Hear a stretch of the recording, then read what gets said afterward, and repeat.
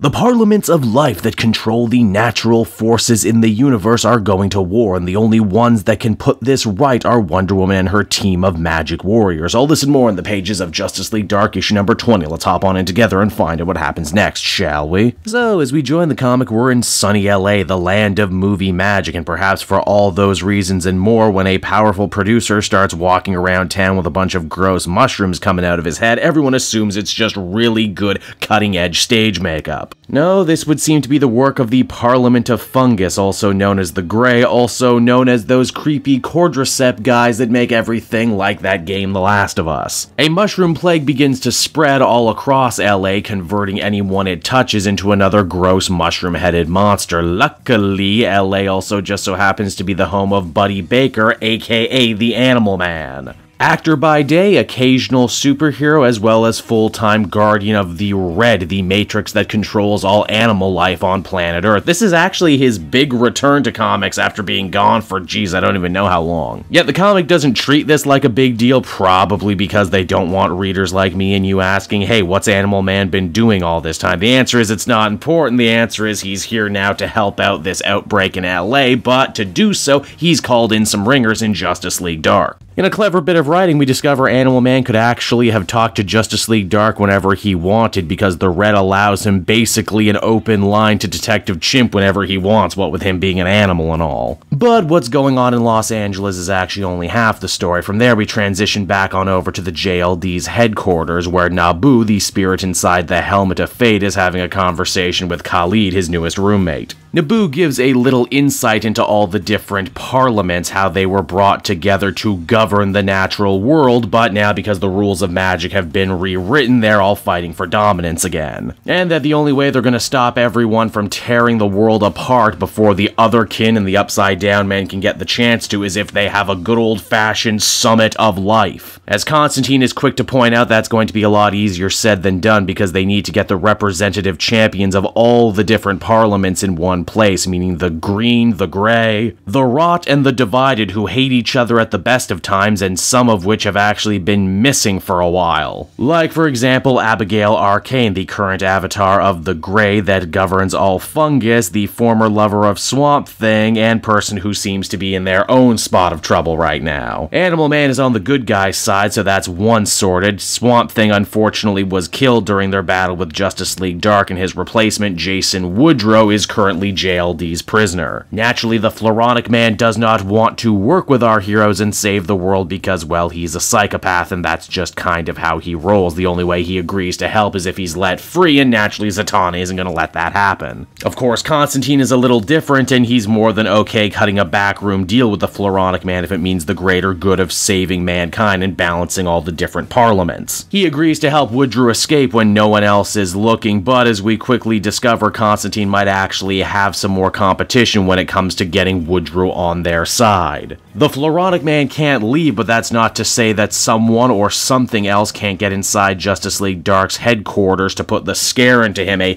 dark, goopy individual, who as the comic begins to wind down, I feel pretty safe and secure in saying is the new mysterious avatar of the Black, aka the Rot. Who is it? I don't know. I guess we'll have to read the next issue to find out, won't we? And so that was Justice League Dark issue number 20, everybody, and I gotta say, Ram V, the new co-writer, is able to help infuse this newest arc with a lot of energy and excitement that I felt was lacking at the end of the previous arc. Animal Man, Swamp Thing, the Parliaments are just such a cool concept. It always blows my mind that DC tries to distance themselves from that concept so often and not do anything with it for years at a time. It all makes for such great Justice League Dark material, and I really hope Animal Man ends up sticking around at the end of this story, or at the very least has a renewed interest in him as a character. Overall, I think I feel comfortable giving this one an 8 out of 10. This was really good, and I can't wait to see where the art goes.